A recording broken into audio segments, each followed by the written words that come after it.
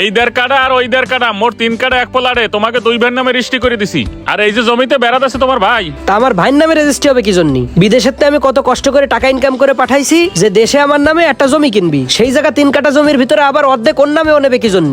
আরে ও তো বলছিল তোমাকে 2 ভাইয়ের টাকা দিয়েই নাকি জমি কেনা হচ্ছিল, এই জন্য তো আমি ওইভাবে রেজিস্ট্রি করে দিছি। কাকা 5-7 বছর প্রবাসে কষ্ট করে টাকা ইনকাম করে বাইরে টাকা পাঠাইছি যে আমার নামে 3 কাঠা জমি কেন, দেশে এসে একটা বাড়ি করব। এখন এই 1.5 কাঠার উপরে কিভাবে বাড়ি করব কোন আপনি? এসব তো আর আমি জানি না, তোমার ভাই বলছিল 2 জনের নামে রেজিস্ট্রি করতে, সেইভাবে আমি রেজিস্ট্রি করে দিছি। এখন আর তোমাকে ব্যাপার তোমরা বুঝতে পারো, আমি গেলাম। আচ্ছা ঠিক আছে, দেখতেছি।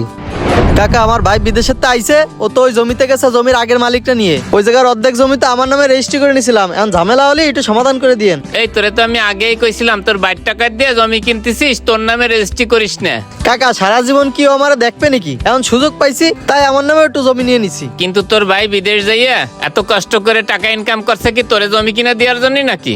বুঝলাম না কাকা, আপনিও তো ওর সাপোর্টে কথা করছেন। শোনেন টাকা পয়সা যা লাগে দেবানি, কিন্তু তারপরেও ঝামেলাটা মিট করে দেবেন আর জমি যেন আমার নামে থাকে।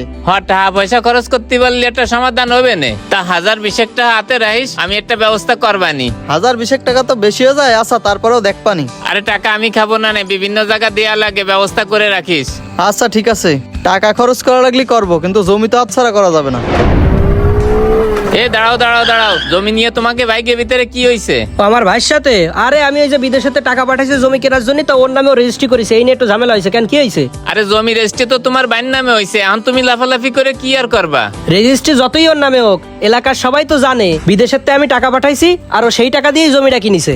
আরে সবাই জানলি কি হবে, কাগজপাতি তো ওর নামে। আর মীমাংসা ওর পক্ষে নেওয়ার জন্য বিভিন্ন জায়গায় টাকা পয়সাও খরচ করতেছে। এখন কি কই তাই শোনো, জমি কেনার জন্য তো অনেক টাকাই খরচ করছো, আরো কিছু টাকা খরচ করো, মীমাংসা তোমার পক্ষে এনে দেওয়ার জন্য চেষ্টা করবানি। আমার টাকার জমি, সেই জমির মীমাংসায় আবার আমার টাকা খরচ করা লাগবে কেন? আরে বোঝো না কেন, কাগজপাতি তো তোমার বাইর নামে আছে, তাই করছি কিছু টাকা পয়সা খরচ করো, বিচার সালিশ করে জমি তোমার পক্ষে দিয়ে দিবানি। না না, আমার পক্ষে আপনারা তো বিচার নেওয়ার দরকার নাই। আমার টাকার জমি, আমি আর টাকা খরচ করতে পারবো না, আমি গেলাম।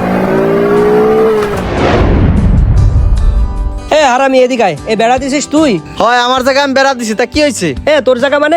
আমি বিদেশেতে টাকা পাঠায় কইছি আমার জন্য একটা জায়গা কেন, তাহলে জায়গা কেনার পরে অর্ধেক জমি তোর নামে রেজিস্ট্রি করে নিছিস কেন? আরে তোর টাকায় কি এতখানি জমি হয়েছে নাকি? কিছু টাকা তো আমিও দিছি, রেজিস্ট্রি খরচ আমি দিছি। জমি কিনেছিস 3 কাঠা 3 আটা 24 লাখ দিয়ে, আর আমি পাঠাইছি 26 লাখ, তাহলে তুই রেজিস্ট্রি খরচ দিছিস মানে কি করছিস তুই? আরে ওই 26 লাখ টাকা 4-5 লাখ টাকা লাগে গেছে ধার দেনা শোধ করতে, আর জমি কেনার সময় এদিক ওদিক দিয়ে 1-1.5 লাখ খরচ হয়ে গেছে। যাই হোক রেজিস্ট্রি আমার নামে হয়ে গেছে, আর এসব নিয়ে ঝামেলা করে লাভ নাই।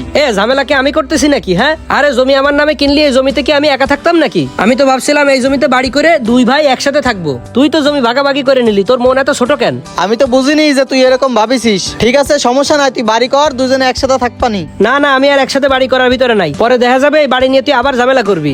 শোন, সারা জীবন বিদেশে থাইকে কষ্ট করে টাকা পয়সা ইনকাম করেছি, শুধু নিজের চিন্তা করিনি, তোর চিন্তাও আমি করেছি, কিন্তু তুই নিজে থেকেই আলাদা হয়ে গেলি। আর নিজেকে ভিতর মীমাংসা করার জন্য বাড়ির লোকের কাছে যাওয়া লাগবে না, আর টাকা পয়সাও খরচ করা লাগবে না। তোর এই জমিতে যা মন চাই তুই কর। আজকের থেকে তোর সাথে আর আমার কোনো টাকা পয়সার লেনদেন নাই, মনে রাখিস। প্রবাসীরা দিনরাত কষ্ট করে টাকা ইনকাম করে দেশে পাঠায় তার পরিবারের জন্য, কিন্তু কিছু কিছু পরিবার টাকার লোভে সেই মানুষটাকেই ভুলে যায়। এটা করা কখনোই উচিত নয়।